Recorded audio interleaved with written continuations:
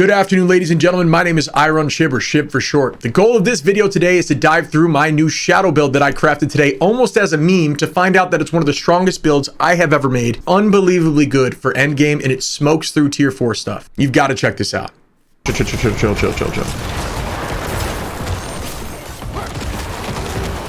27, 29k, 30k per tick. Let's just see if I can face tank this dude. Actually, there's no way, right? There's no way I can, no? It wouldn't let me. There's no way I'd be able to face tank this whole boss, right? Because that'd be ridiculous. I need more time. That'd be...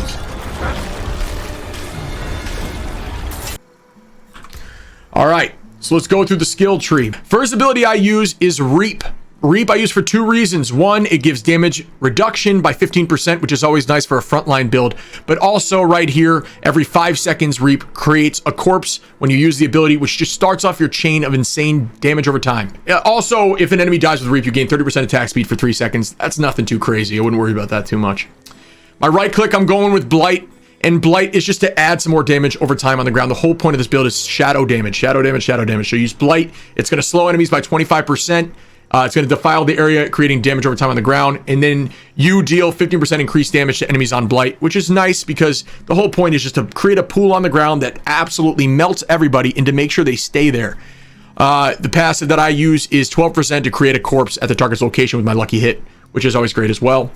My escape, as in almost everyone's escape on a Necro, should always be Blood Mist. This is your only immunity on the build, and it's super strong just to get out of situations. But also I have a legendary that allows me to have damage over time, shadow damage on my Blood Mist as I travel, but we'll talk about that when we get to the legendary section. I have it also leaves a corpse behind. That also is an opportunity for me to start up my combo.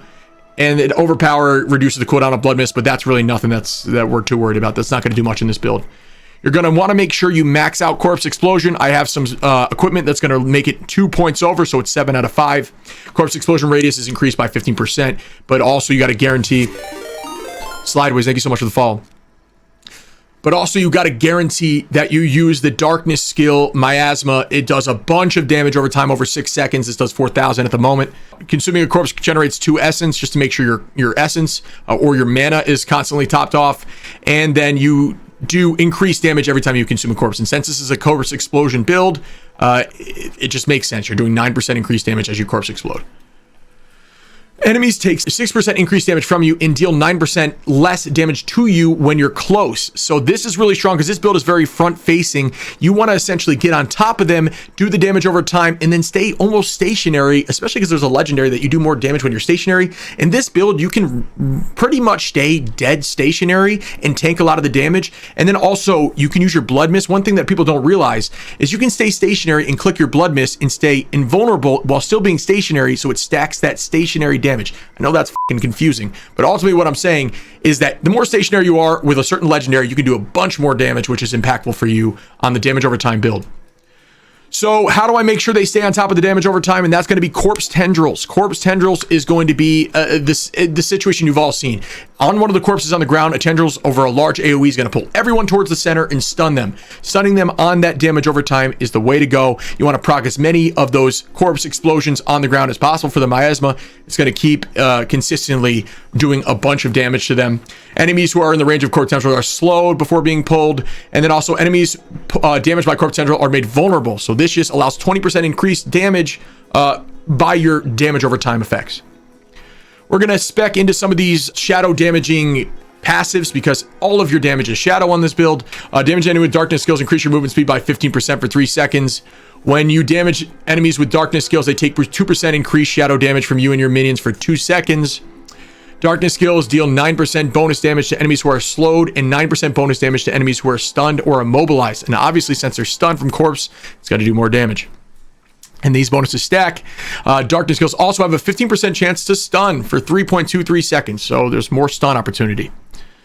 We also choose to do whenever a corpse is formed by your skills, which every tick of the damage over time creates opportunities for lucky hit chances, which we've collected up here. Our lucky hit chance is a chance to 12% chance to create a corpse. So since it's constantly ticking a bunch of enemies for damage, there's a lot of opportunity for your corpse to be created, ultimately leading into you having more fortify on your health, meaning you do not die.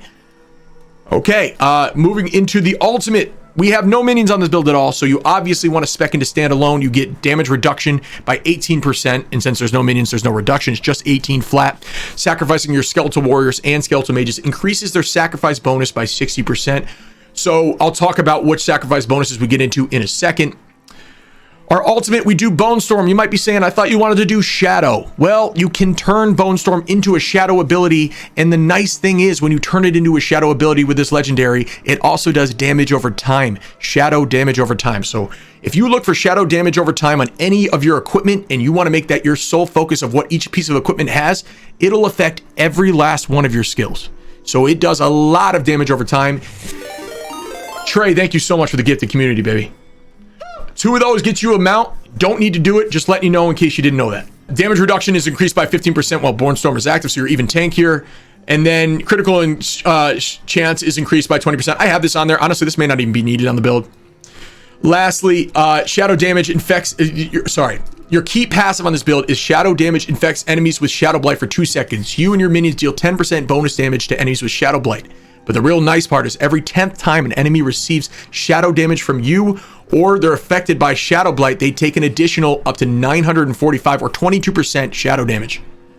Okay, so that's awesome because they're going to be taking that damage in multiple times in short instances, leading to that Shadow Blight, leading to that 10th instance bursting damage very frequently. Our Book of the Dead, we choose to sacrifice Reapers because why? Well, you do 15% increased shadow damage. But you can no longer raise skeletal warriors. Well, it's not just 15% because we have a 60% increase. So it's going to be 22.5 roughly percent increase to shadow damage just from the increase before of that passive. On our mages, we sacrifice Coals because you do 15% increase to vulnerable enemies. And since we have guaranteed vulnerable on our corpse tendrils, there's another 15% increase in damage. And then golems, I just made it so I have maximum life increased by 10% because this build is really tanky as well. And why not have more extra life? Why not? Okay, so we'll touch quickly on some legendaries in the Paragon tree. I guess we could start with the Paragon tree. You know, the main thing about the Paragon tree is you want to rock down and find a glyph that's going to work for you. On this one, I have 10% increased damage when you have no active minions.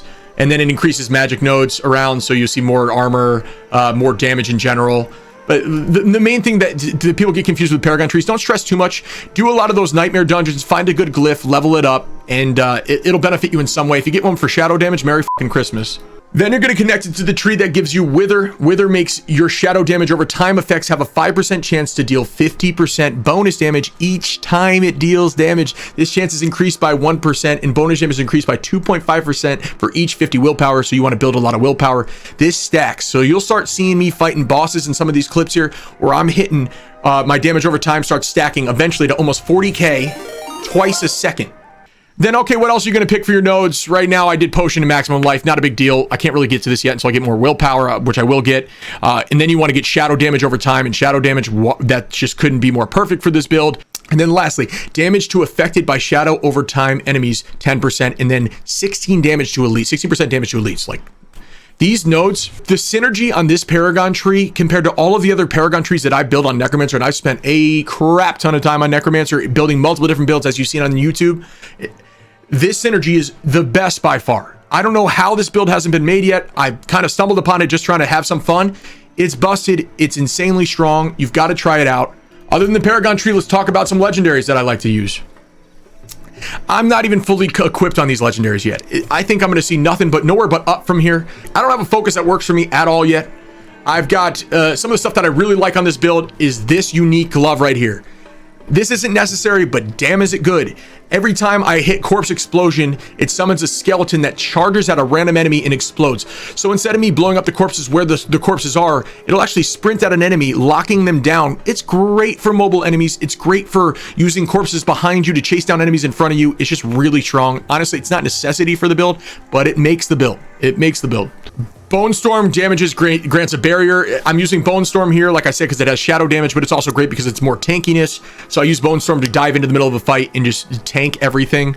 Enemies affected by your... this is a pointless one, sorry. Deal 7.5% increased damage per second as you stand still.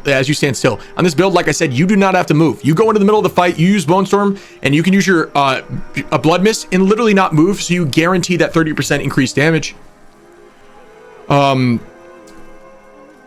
Damaging an elite grants you barrier. I also think this is really strong in tier 4. I just think it's a strong ability in tier 4. I don't even have this build or this specific item with a good roll yet, but I think barrier is always strong. This one's really good. You deal 170 increased damage for 6 seconds after your Shadow Blight passive has damaged an enemy 10 times. Okay, so on bosses, this makes your build strong. This is a very strong key aspect to get, right? So look for this and save it. Blood Mist leaves a trail that lasts 4 seconds. For 4 seconds, that deals a certain amount of damage behind you. It's a shadow damage DOT. Why not stack it on? It just makes sense for the build, and you don't get any movement speed reduction on Blood Mist, which is like the best part of it, because then you can scooch if you need to. Enemies damaged by Bone Storm take 717 shadow damage over 2 seconds. So another damage over time shadow damaging effect, all because of this imprinted Bone Storm and Blood Wave are also darkness skills. Because there is no darkness skill ulti, this makes Bone Storm super strong as an ultimate. So that's going to do it for the shadow damage over time Necromancer build. I highly suggest you check it out in Endgame if you're struggling at all, as this build has made me unbelievably tanky and do significant damage to the point where I'm running through this stuff like butter. We're building stuff like this all the time on my Twitch page. I'd love for you to drop in and say what's up. We're now announced as a Diablo supporter creator partner, so we do get those mounts every time you give 2 subs, as well as drops on Twitch every week. Drop by, hit the follow button, stick around for more.